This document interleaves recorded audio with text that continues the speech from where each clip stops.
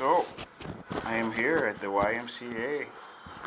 downtown Ann Arbor, Michigan, where cybercrime apparently is not an exception.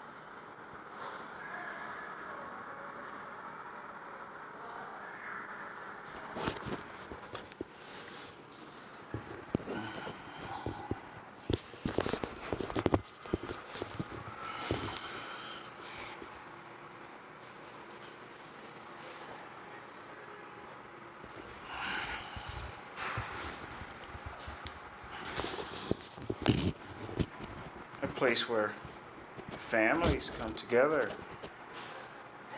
a place that promotes a healthy community.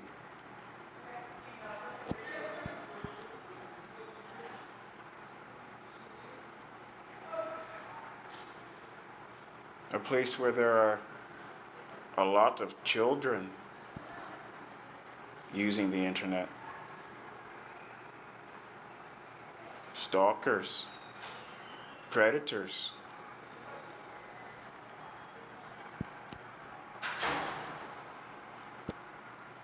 Is there any place in Ann Arbor safe from intelligent criminals and advanced and sophisticated crime?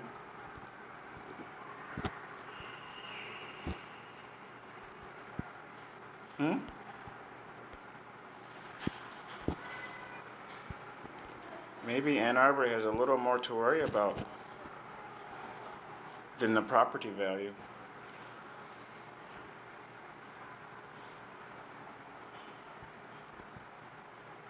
Maybe it's utterly blind eye to laissez-faire immigration policies is a hazard to the community.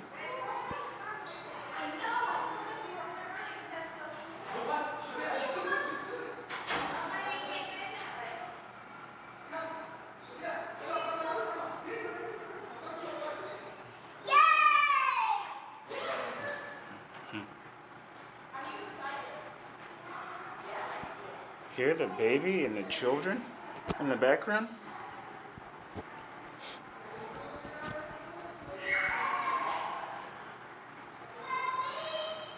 The expense one pays to belong to such a community club on the altar of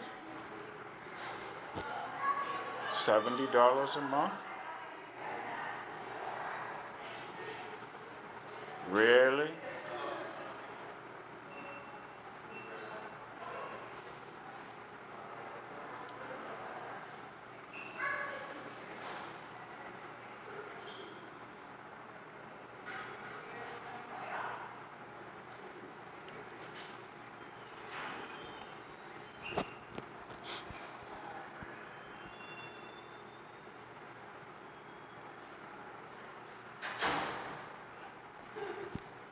Why would the Y.M.C.A.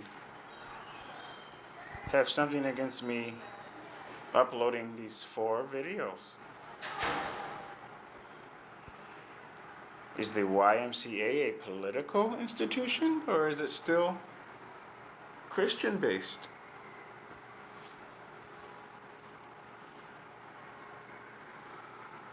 Is it not allotted a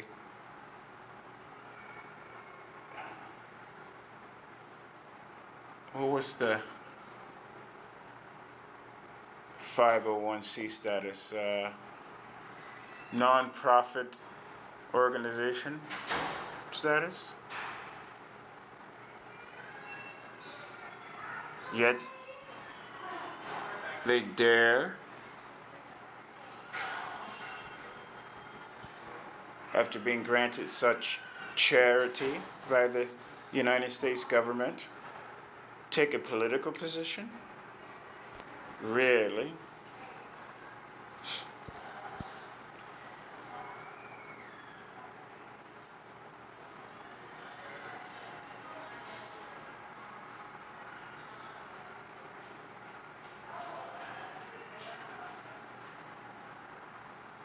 My.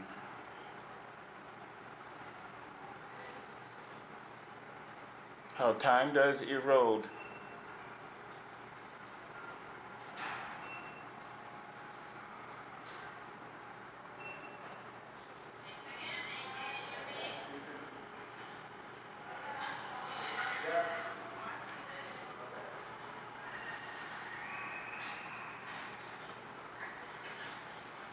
What's the truth behind Ann Arbor's loose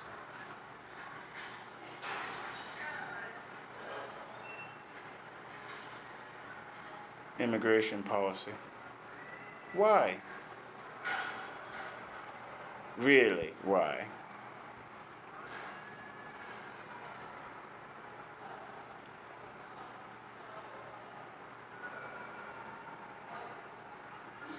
Why is anything what it is in any American society?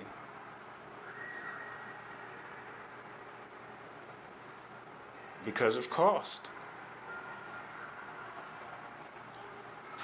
You know, you've heard of sweatshop labor. Some little poor child working in sweatshop set up across seas somewhere to afford us nice, vividly colored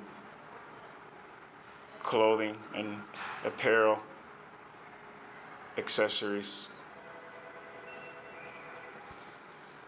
and pay pennies a month.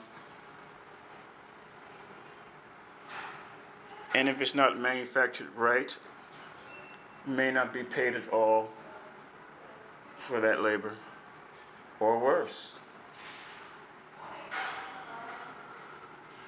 Well, in America, that can only be achieved against people without citizenship, without rights to,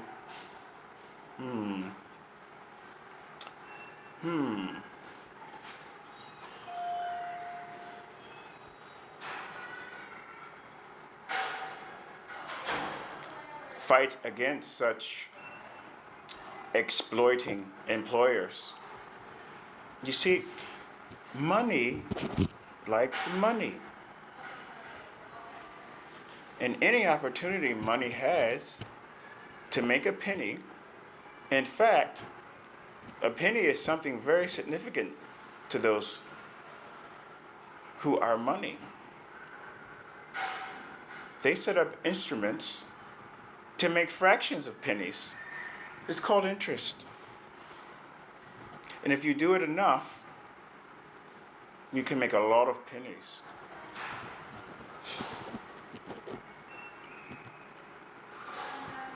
So, if you have enough immigrants in a community,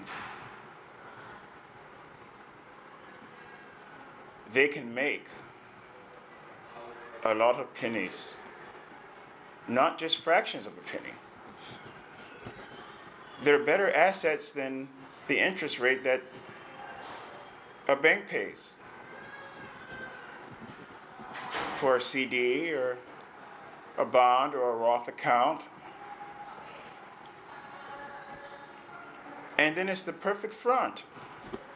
Oh, we're helping the community. Oh, we're helping the poor, marginalized immigrants who we're sure made honest efforts and attempts to become a citizen. And there's just such a waiting list and such social stratification against their underprivileged means.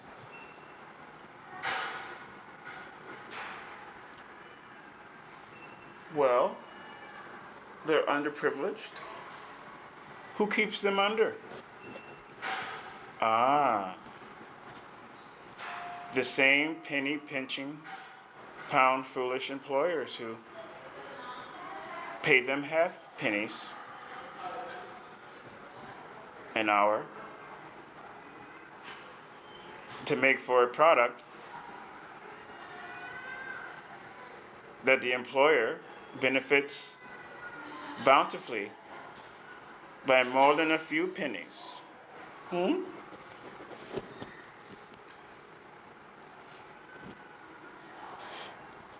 Money likes money.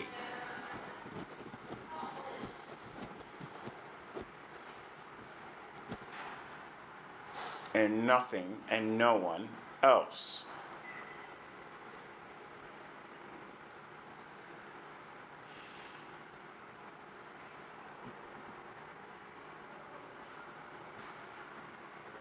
The grass always looks greener on the other side.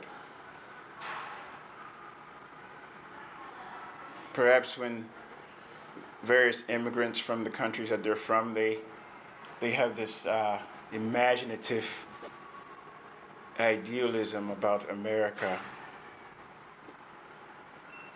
And then they get here and they get stuck in a cog that is very ruthless. Perhaps in the country that they came from, you could go to the woods and eat off the land of naturalness. There's not much naturalness in America. We are what's called an industrialized nation.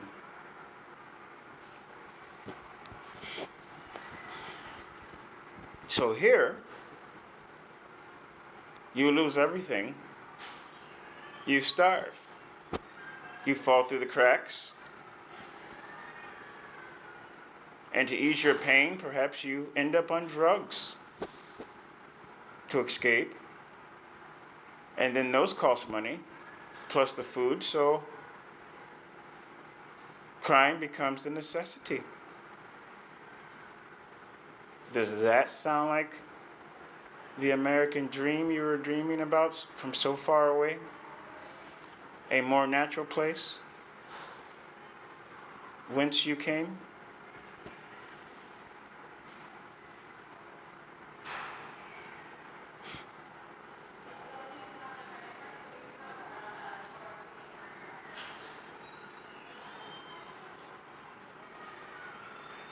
I thought maybe to pose another argument against unbridled immigration from the perspective of the immigrant this time. Not so much the security of protection of the naturalized and born citizens of the United States of America. Because they too are victims in their way. Here in the supposed and perceived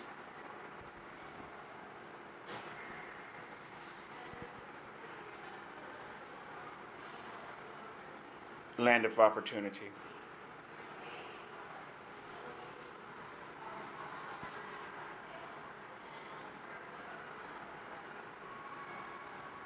Someone's at work now. If not an immigrant, then an immigrant sympathizer.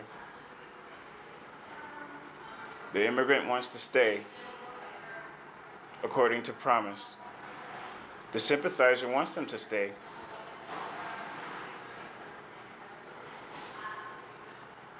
For the pennies.